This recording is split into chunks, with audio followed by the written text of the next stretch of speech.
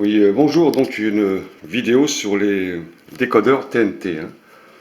Donc beaucoup de gens rencontrent des problèmes avec ces décodeurs, de façon à voir les chaînes de télévision. Bon, il y a quelques petits trucs à savoir pour réinitialiser son décodeur à l'état d'usine. Mais avant tout, il y a des petites choses à faire avant de faire une réinitialisation des chaînes. Il y a deux, trois trucs à faire afin de vider la mémoire du décodeur. Alors, à l'intérieur de ces décodeurs, il y a une carte mère, on appelle ça, c'est comme dans les ordinateurs, avec des condensateurs et une mémoire qui retient tous les périphériques. C'est-à-dire, quand vous branchez votre décodeur, eh ben, ça remet le périphérique qu'on a initialisé.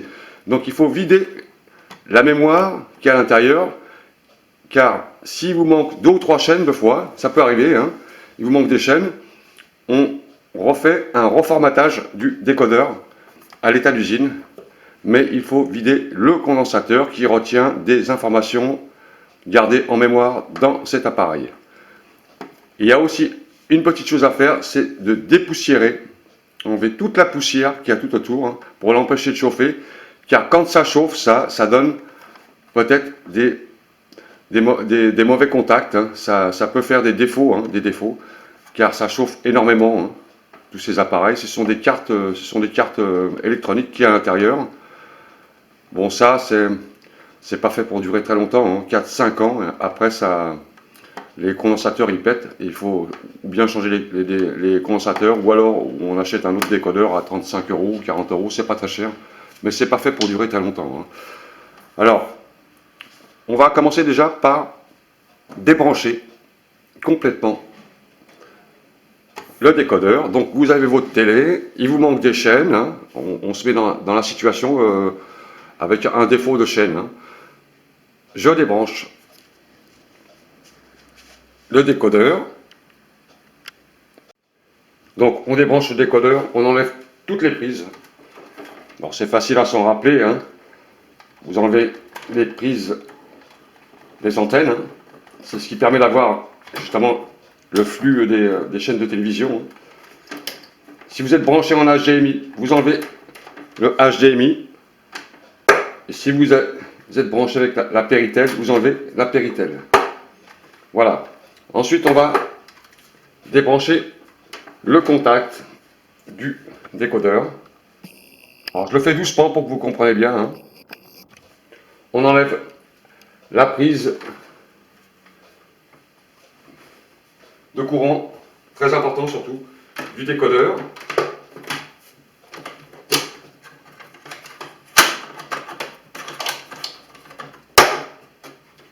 Voilà. Vous avez votre décodeur qui est complètement débranché.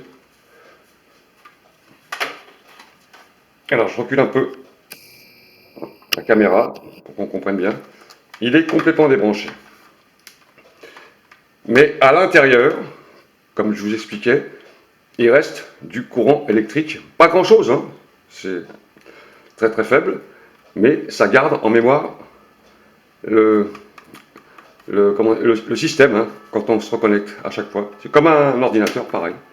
Donc on va vider le condensateur. Alors c'est une opération qui est très simple.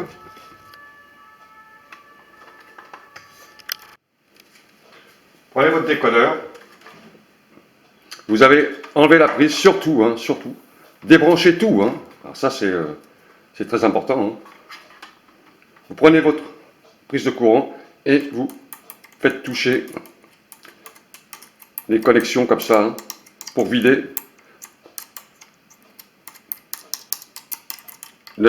l'électricité résiduelle, ça s'appelle, avec un petit tournevis en plastique. On ne sait jamais si vous prenez une châtaigne. Parce que le condensateur, il retient quand même pas mal de courant, attention. Voilà. Là, on a vidé l'électricité résiduelle du condensateur. On n'a plus de courant à l'intérieur. Maintenant, ce qu'il faut faire, c'est mettre un coup d'aspirateur sur tous les orifices de ventilation.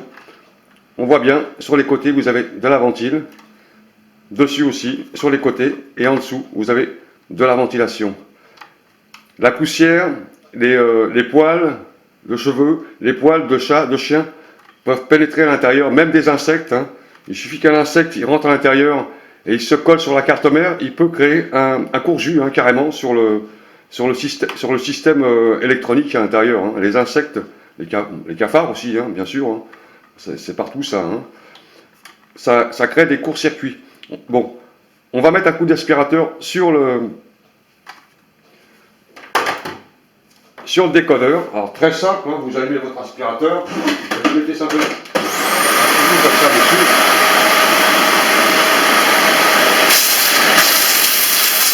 Vous aspirez.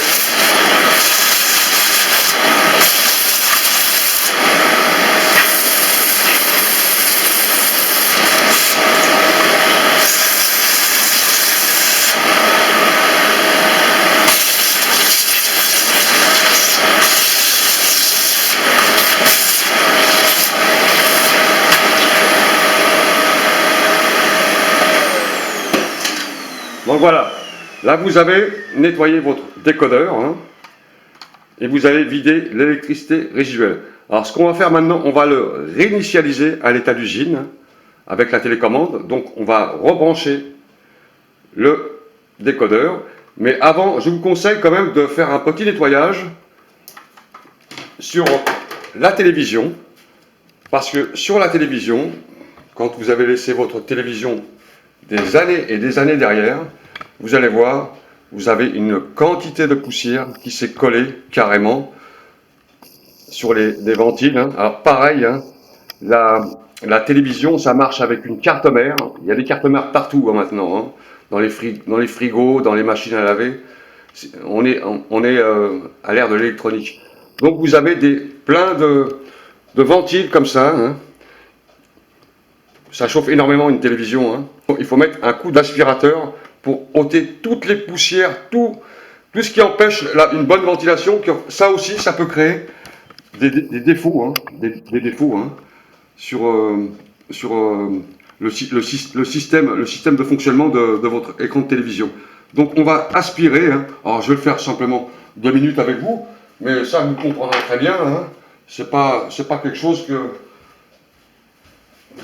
je vais faire avec vous comme ça dans la vidéo, hein. C'est simplement pour vous expliquer. Hein. Vous aspirez.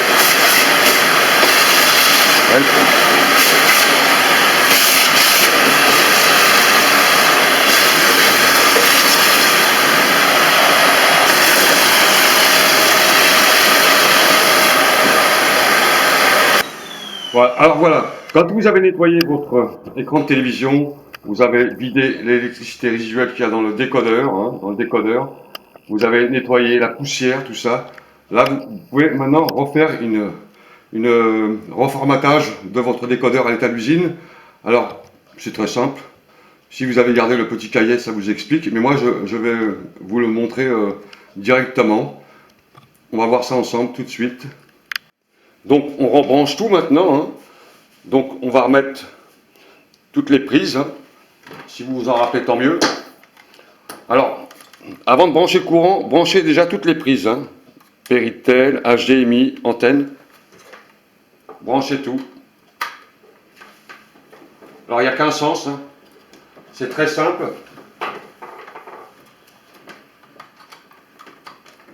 Voilà, la prise Péritel.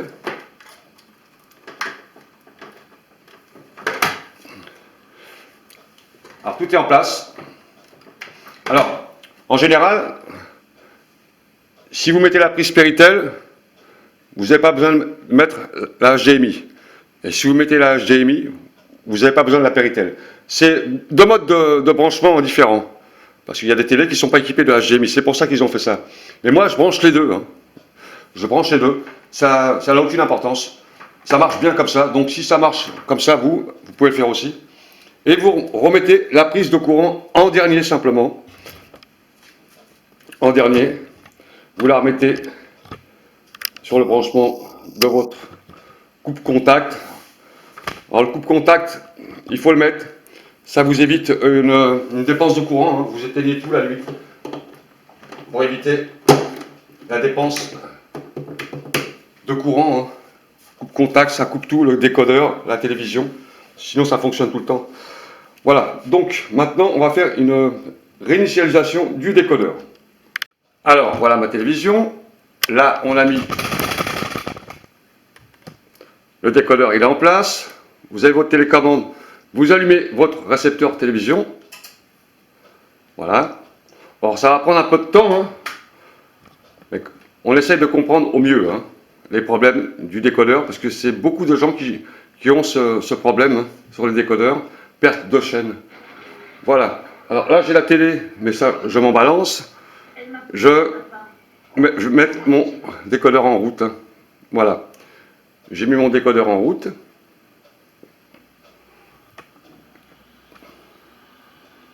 Voilà, j'ai un programme vide, c'est normal.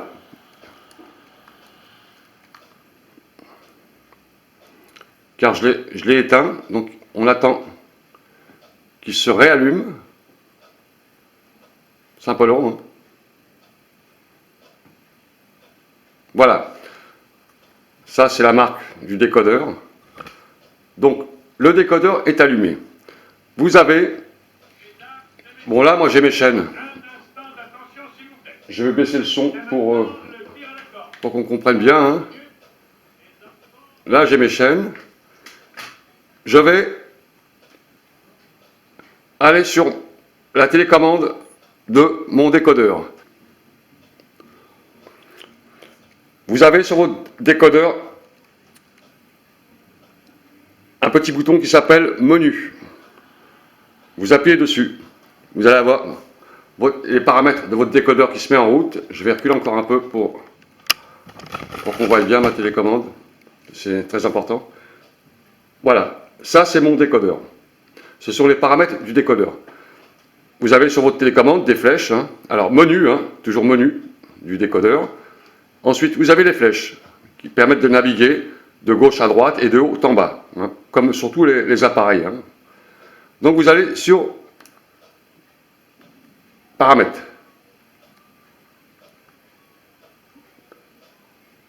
Vous descendez, alors vous allez sur la gauche. Et pour monter en haut, vous montez sur le bouton en haut. Alors, on voit recherche de chaîne, mise à jour de la liste des chaînes. Alors vous choisissez, hein. Mais il faut aller sur paramètres. Alors, mise à jour des chaînes. Alors voilà, on l'a trouvé. Configuration d'usine. Vous voyez, il est là. Alors c'est toujours un petit outil, hein, configuration d'usine. Alors vous cherchez, hein, vous naviguez, vous sautez maintenant la page sur la droite et vous continuez à descendre configuration d'usine.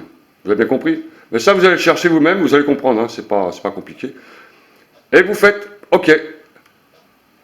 Alors, entrez le mot de passe. Alors moi, j'ai pas de mot de passe sur moi. Il faut que je le cherche dans le tiroir. Alors, je ne me rappelle plus ce que c'était mon mot de passe. Alors, mon mot de passe, c'est pas ça.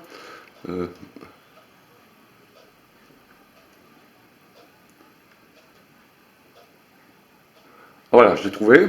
C'est un truc simple. Mais il ne faut pas en mettre hein, des mots de passe. Hein. Quand vous le formatez, il faut éviter d'en mettre.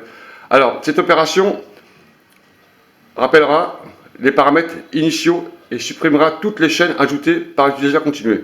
Il faut faire oui. Parce que si vous avez fait une mauvaise configuration en cherchant des chaînes, en rajoutant des chaînes, c'est là que résident les problèmes.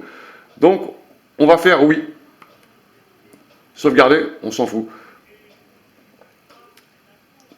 Voilà. Ma télévision maintenant recherche les chaînes. On va avoir une autre page qui va s'allumer. Attendez 5 minutes. C'est long, hein.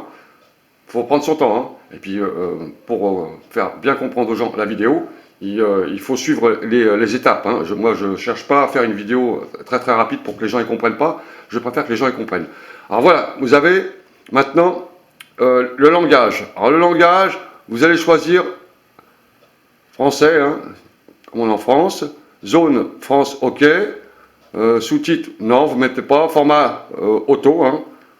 Mode tout, hein. Connexion HDMI, OK. vous descendez en bas. Alors c'est pareil, vous naviguez, hein. Vous voyez, naviguez comme ça, hein. D'accord? Je remonte en haut, naviguez comme ça. Alors ça c'est le son, hein, mais c'est pas grave. Vous naviguez en haut comme ça, je fais avec vous. Alors c'est des petites touches, c'est pas très, très pratique. Et pour le français-anglais, c'est les petites touches à droite, à gauche. Vous voyez? Si je fais ça à droite, c'est espagnol. Et si je fais un retour en arrière, c'est français. Alors donc là c'était bon, donc je redescends tout en bas. Je suis à OK et je fais OK. Alors règle alimentation antenne, vous faites OK. Voilà. Recherche des chaînes. Sur votre paramètre du décodeur, le système recherche toutes les chaînes. Donc on a vidé la carte mère de l'électricité résiduelle qui retient les informations et le décodeur va maintenant chercher toutes les chaînes normales, hein, standard. Voilà, on est en mode standard. Alors ça arrive des fois quand les sociétés de télévision elles font des mises à jour sur leur système.